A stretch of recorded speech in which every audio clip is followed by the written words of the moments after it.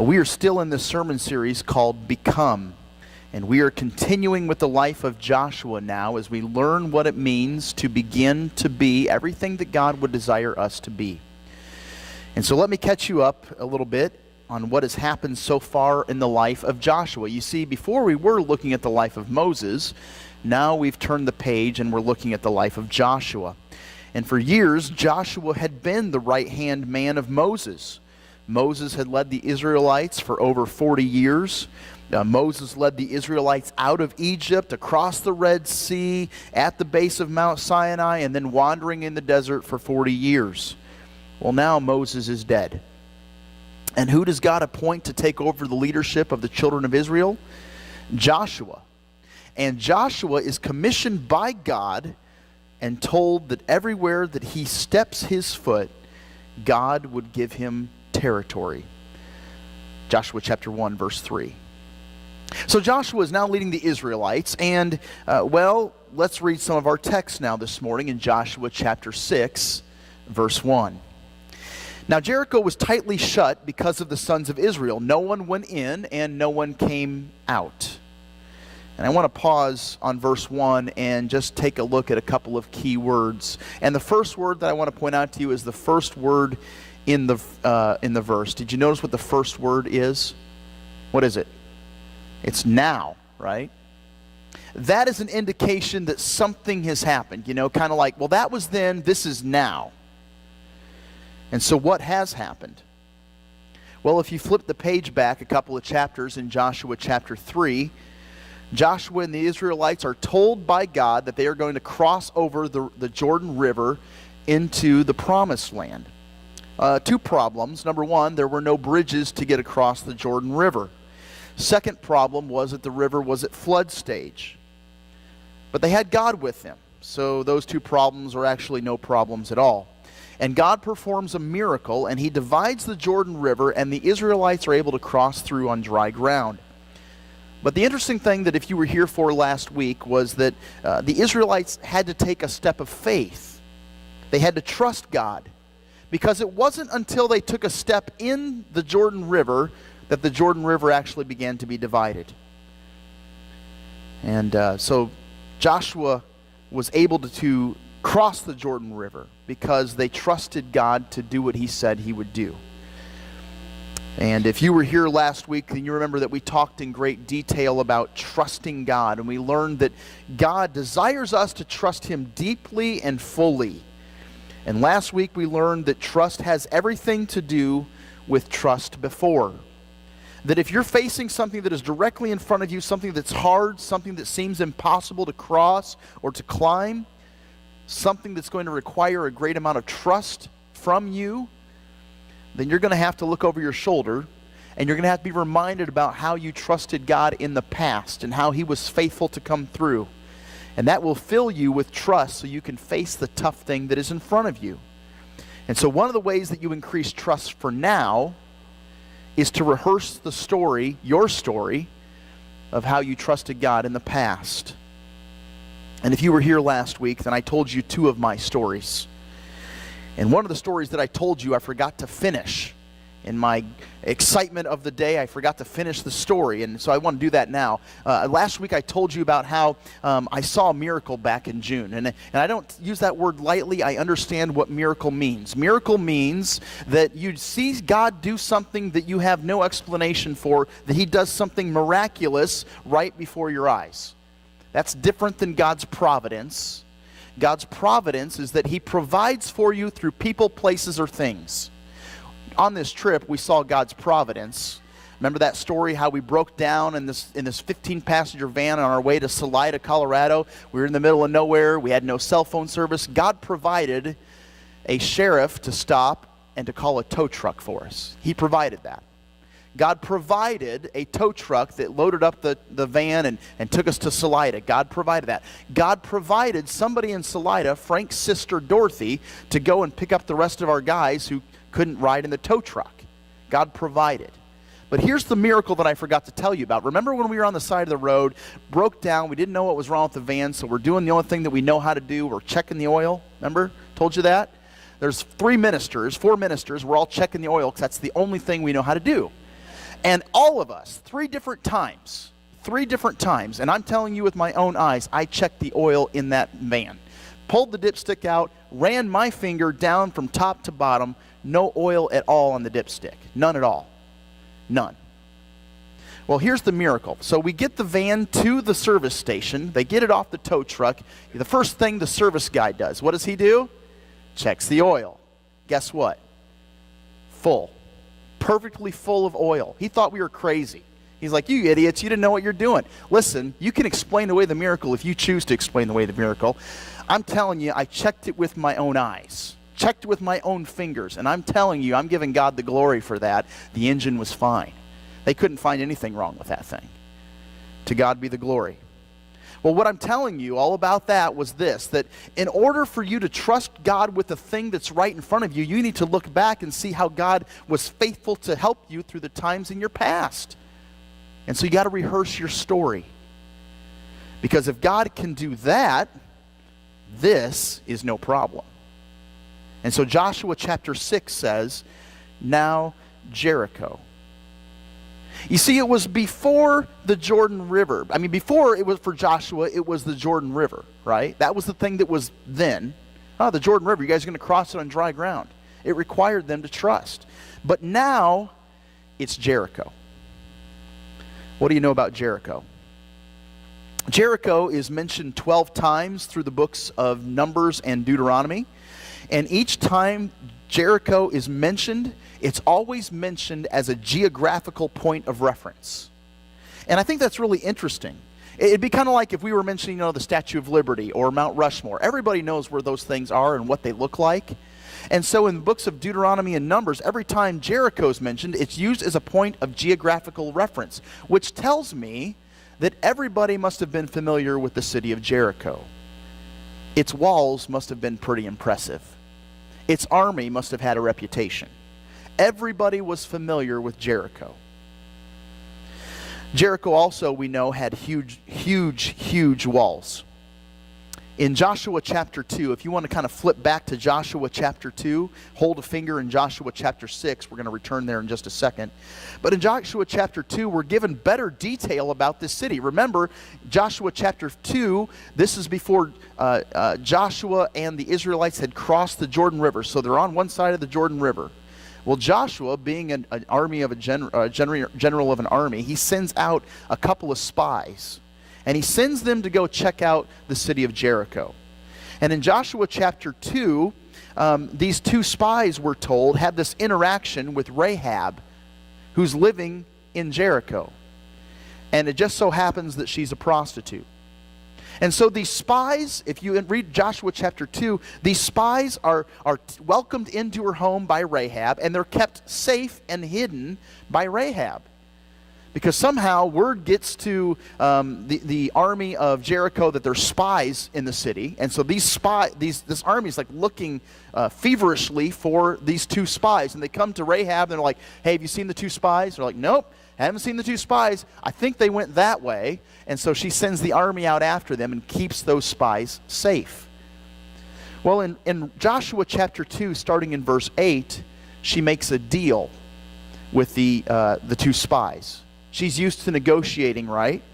And so she makes this deal. Look at verse 8. Now before the men lay down for the night, Rahab came up to them on top of her roof and said to the men, I know that the Lord has given you the land, and that the terror of you has fallen upon us, and that all the inhabitants of the land have melted away before you. For we have heard how the Lord dried up the water of the Red Sea before you when you came out of Egypt, and what you did to the two kings of the Amorites who were beyond the Jordan, to Sihon and Og, whom you utterly destroyed. When we heard it, our hearts melted, and no courage remained in any man any longer because of you. For the Lord your God, He is God in heaven above and on earth beneath. Verse 12. Now therefore, please swear to me by the Lord that since I've dealt kindly with you, that you will also deal kindly with my father's household, and that and give me a pledge of truth, and spare my father and my mother and my brothers and my sisters and all who belong to them, and deliver our lives from death. So the men said to her, our life for yours, if you do not tell this business of ours. And it shall come about that when the Lord gives us the land, that we will deal kindly and faithfully with you. Then she let them down by a rope through the window, for her house was on the city wall, so that she was living on the wall. Isn't that amazing?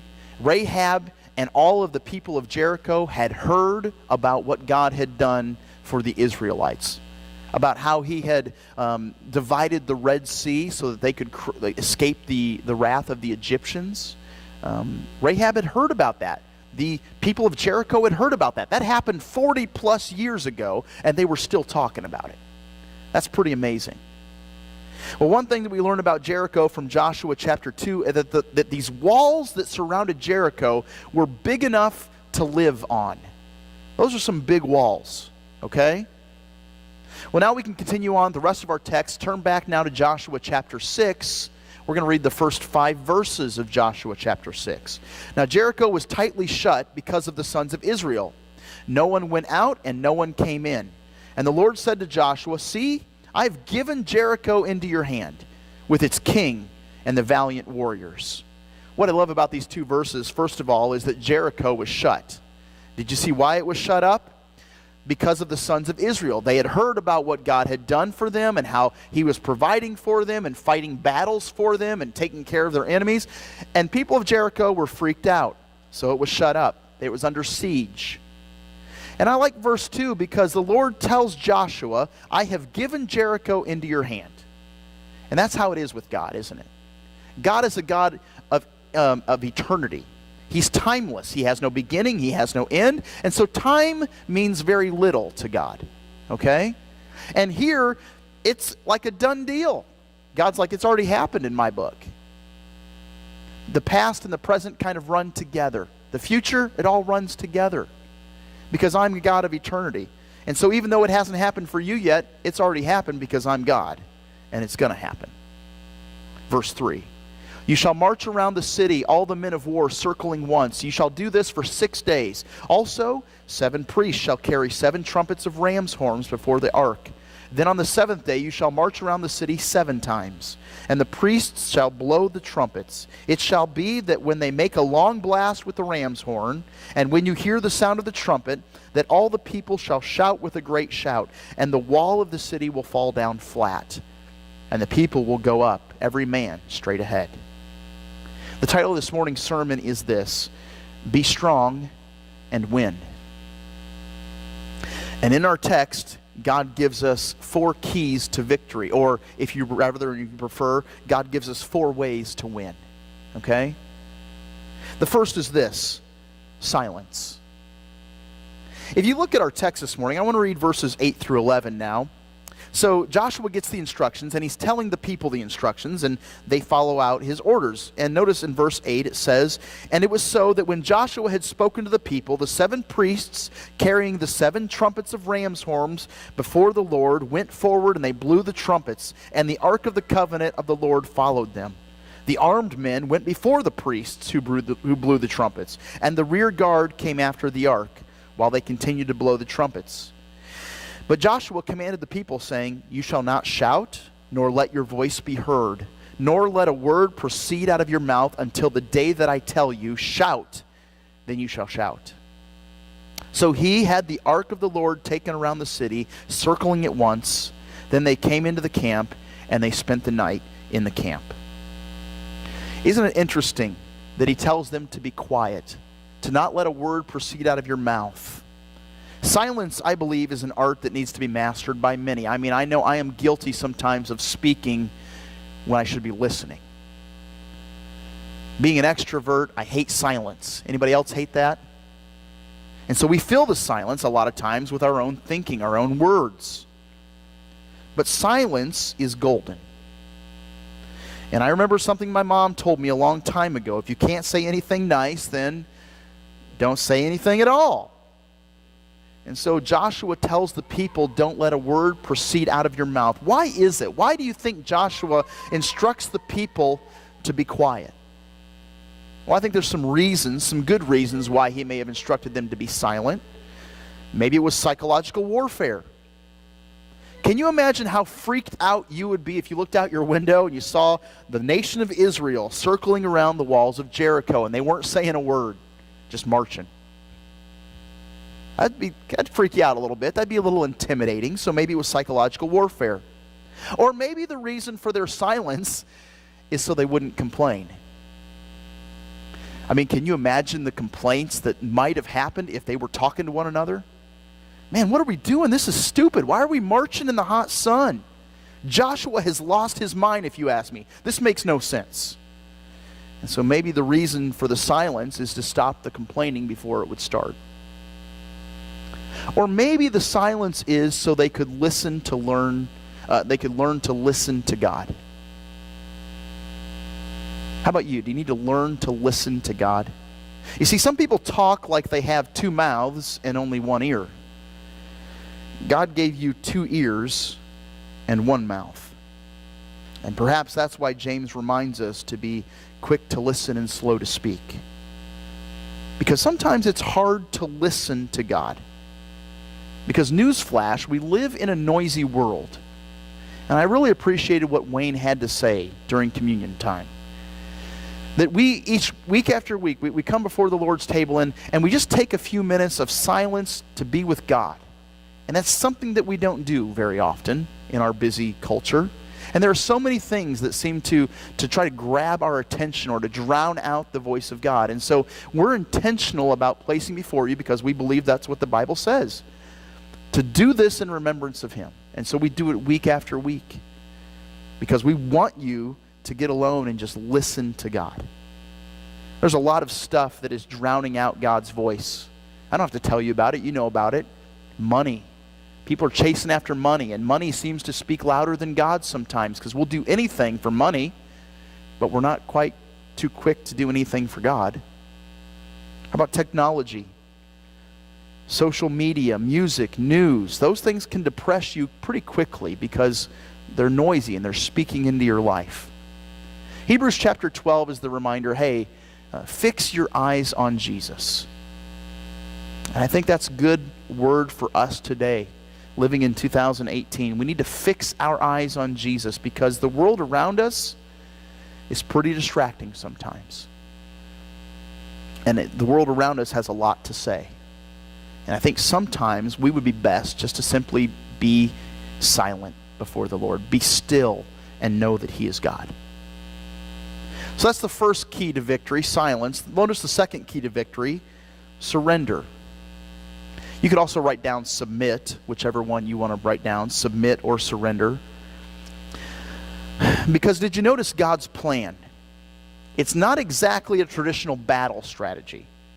You talk about thinking outside the box a little bit, right? I can imagine the conversation that God had with Joshua. All right, Joshua, I want you guys to march around this city silently. All right, cool. Is there some secret entrance behind the city that you want us to go through, God? Or how should we do that? No. No secret entrance behind the city. Just march around it. And then I want you to do the same thing for 6 days in a row. But on the seventh day, I get it. On the seventh day, you want us to charge in the front door and kick it down and just take it captive. No. On the seventh day, I want you to march around the city 7 times. Okay. What about swords, God? What about shields? Do we get to use those? Well, a select number of men can carry them, but use them, you're not going to need to. But you do get to yell really loud. I mean, that's God's plan. And if there's something that Joshua and the Israelites were going to have to do, it's going to have to be surrender their way of thinking and their way of doing things to the way that God was telling them to think and to do things. Surrender to God's plan. Now, 2 things that you've heard me say before, but look, these need to constantly be placed before you. These need to be constantly in front of you, and you need to be reminded of them constantly. The first is this: God's plans oftentimes don't make any sense. And if you and I could just remember that God's way of doing things is oftentimes in direct opposition to how you and I would possibly do things, then we wouldn't be so shocked or surprised by God's plans. I mean, if we could just take a quick review of history to see how God has worked. And we would clearly see that God's plans oftentimes don't make any sense. How about Noah and the flood? Hey, Noah, I'm getting ready to flood the entire world. I'm going to kill off all of humanity and all of the animals. And I want you to build a boat. And you're going to live in this thing for a year. It's going to rain for 40 days and 40 nights, and then it's going to rest on top of a mountain, but then the waters are going to recede, and you're going to live in this thing for about a year. Oh, wow. Okay. Why couldn't God just snap his fingers and kill all of humanity? Why have Noah build a boat and load it with animals? That doesn't make any sense. How about Daniel in the lion's den? Remember that whole story? There was Daniel who loved God and worshiped God, but there was a king who loved himself and wanted the people to worship him. But Daniel refused, and he wanted to continue to worship God and continue to pray to God. And when word got back to the king that Daniel refused to stop praying to God, well, Daniel had to spend the night in the den of lions. And you remember how that whole thing played out? He got tossed into a pit with some lions, and God shut their mouths. And the next morning, Daniel was saved. Well, why go to all that trouble? Why couldn't God just voila, change the king's heart and change the king's mind? Well, he did, but he took the long way around. He wanted to do a miracle to prove to the king that God was the one true God, capable of anything. And there's David and Goliath. David squared off face to face with a giant, and he took a slingshot and he basically hurled a stone, and giant fell, right? Well, it would have been a whole lot cooler if God would have just made Goliath's head explode, right? Snap his fingers, that would have been pretty cool. God didn't choose to do that. What about the Virgin Mary? Why not just have Jesus appear? Kind of like he made Adam appear? Why have him be born of a woman? Why disgrace and humiliate Mary? Why tarnish her reputation? Look, God's plans rarely make sense to us, but that's okay. God told us they wouldn't make sense to us. He was up front with us. In Isaiah chapter 55, verses 8 and 9, listen to what God says. It couldn't be any more clear. For my thoughts are not your thoughts, nor are my ways your ways, declares the Lord. For as the heavens are higher than the earth, so are my ways higher than your ways, and my thoughts higher than your thoughts. You see, in those two verses, God makes it very clear that he thinks differently and that he acts differently. And not only does he think differently and act differently, but the way that he thinks and the way that he acts is vastly superior than the way that you and I think and the way that you and I act. God's plans don't make sense. And he wanted us to understand from the get-go that there are things that he will do that will not make sense. And that's because he's God and we're not. And so I don't know why babies get sick and die. I don't know why some people get cured from cancer and others do not. I don't know why you lost your job while the guy who's stealing and cheating from your workplace gets the promotion. I don't know why some Christians aren't delivered from persecution. I mean, it's certainly not the way that I would do things, but then again, I'm not God. And yeah, obviously I'm not God, because if I were, I'd have understanding of why things happen the way they do. But I hope this brings you some comfort here this morning. I'm not called, and you're not called, to understand God's plans. You don't have to understand God's plans. You and I are simply called to surrender to God's plans. And so remember, obedience supersedes understanding. That obedience is more important than you understanding what God's plans are. And so if you find yourself in a spot where you don't understand God's plans, that's okay. Because the good news is you don't have to understand God's plans. Countless men and women have trusted in God even when it made absolutely zero sense to do so. Even when everything that God said contradicted everything that they were facing and thinking. And yet God showed up in a big-time way to make his will and his way known. So going back to our text, Joshua is a good soldier. He's like the general of Moses' army when Moses was alive. And as a good soldier, Joshua was given some orders, and he followed the orders. We don't find Joshua asking a bunch of questions. We don't see Joshua trying to change or improve God's plans. Joshua's given the orders, and he follows the orders. And the people of Israel are to be commended a little bit too, I believe. We don't read about them complaining. They simply go out and march. And while Joshua was given the plans for all 7 days, he was given a week's worth of plans, we aren't told that the Israelites received those same plans all at once. And so what I think happened was Joshua was giving the Israelites the plan for the day. This is what we're doing today. And so each day the Israelites were trusting and obeying God's plans to give to Joshua, even when it didn't seem to make sense. And this is what I want to pause and say too. It wasn't like they had incremental success. You know what I mean? It wasn't like after they circled around the walls of Jericho once, oh, I see a crack forming. Let's come back tomorrow and maybe that crack will get bigger. It wasn't like they had incremental success. No, it wasn't until they marched the 7th time around the city on the 7th day and they blew the trumpets and then they sounded the horns that the walls collapsed. Obedience supersedes understanding. And if you want to win, if you want victory in your life, surrender your life and your plans to God's plans. Here's the third principle to bring about victory. That's to follow the structure. I've said it before, and I will say it again, that God is a God of great detail. In Joshua chapter 6, God gives the recipe for how he wants his plans accomplished. We've got the special forces out front leading the way with their weapons, followed by 7 priests carrying 7 trumpets, and then followed by the Ark of the Covenant, followed by people. You see, God was very specific with his plans. And God is a God of great detail. Moses learned that the hard way. Remember that? That when God had a specific plan in mind, you don't veer off and make your own plan. You follow God's plan. Moses was prevented from entering the promised land. Do you remember why? In Numbers chapter 20. Remember, he was leading the people and they were thirsty once again. And God said, speak to that rock and get water out of it.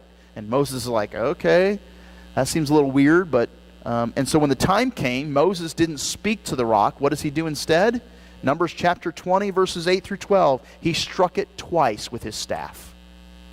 And it was that act of disobedience. It was the idea that I know better than God. I know what to do. He veered off of God's plan. And that kept him from entering into the promised land. Things always work better when we follow God's structure, when we follow God's plans. Silence, submit, structure, and finally the last key to victory is this, and I didn't know what to call it. Recognize spirituality, or I also worded it supernaturality. Have you ever asked yourself why it is that God always seems to do things the hard way? Why is it that he never takes a shortcut or makes it really simple? Why knock the walls down with people marching around them? I mean, he always has to do things that are big and unexpected. Why is that? Here's why, I think, in part. If God did things the easy way, if he did things that weren't impossible, he wouldn't be God. Listen to me, God specializes in the impossible.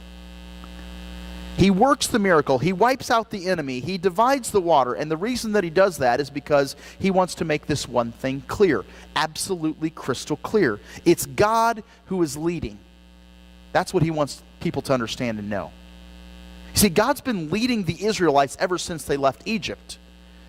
Remember how he led them when they left Egypt? With a pillar of cloud by day and a pillar of fire by night. He was out in front of them leading them.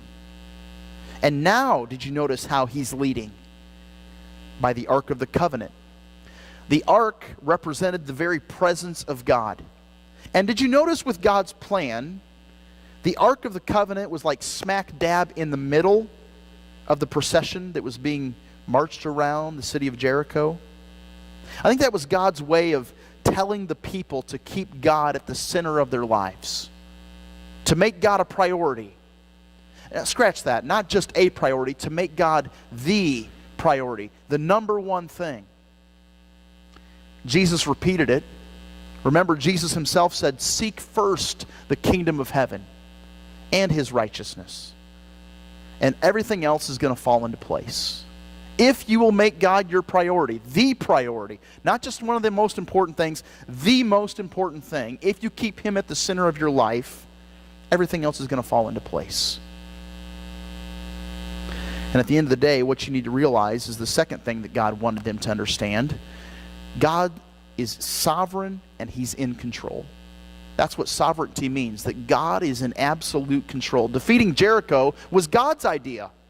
It was God's plan to march around the city, and it was God's battle that He was going to fight. He's the one fighting the battle that we cannot possibly win ourselves. See, what God wanted the people to know, not just the people of the Israelites, but also the people living in Jericho, was that it was by God's power that this thing was going to be done. It wasn't because Joshua was some military genius. It wasn't because the strength and the might of the Israelite army. It was because God is in control, and He's the one leading this whole thing. He wanted them to know that the battle belongs to the Lord. He was essentially saying to them, you aren't the ones bringing about this victory. I am. I mean, there wasn't enough military might in all of Israel's force to tear down the walls of Jericho. And so as we get ready to wrap up here this morning, I just want to read verse 20 once again of Joshua chapter 6. Hopefully you read it this week, but this is what it says. So the people shouted, and the priests blew the trumpets, and when the people heard the sound of the trumpet, the people shouted with a great shout, and the wall fell down flat, so that the people went up into the city, every man straight ahead, and they took the city. By the way, I think it's really interesting. God uses the significance of trumpets to announce victory is imminent. That's really significant for you and for me, because we're told in Revelation that as Christ returns, a trumpet shall sound. And when that trumpet sounds, the walls of this world will fall. Figuratively speaking, of course. The wall of temptation will fall. The wall of sin will be no more. The wall of death isn't going to be an issue any longer. The walls of this world are going to fall. And when that day happens, I bet there will be some shouting by God's people. We long for it. We want it. But as we conclude our time together for this week in this chapter, I want to simply bring to mind these two questions for you that we've been asking ourselves the entire sermon series long. Number one, how does this apply to me? How does this apply to us? What is your Jericho? What's God saying about it? Are you being obedient, even if you don't understand why or how? Are you just simply doing what God has asked you to do? The battle belongs to the Lord. Your victory has already been guaranteed. Maybe not in this life, but definitely in the next. If you're a follower of Jesus Christ, the victory is yours. And we should be living in the thrill of that victory.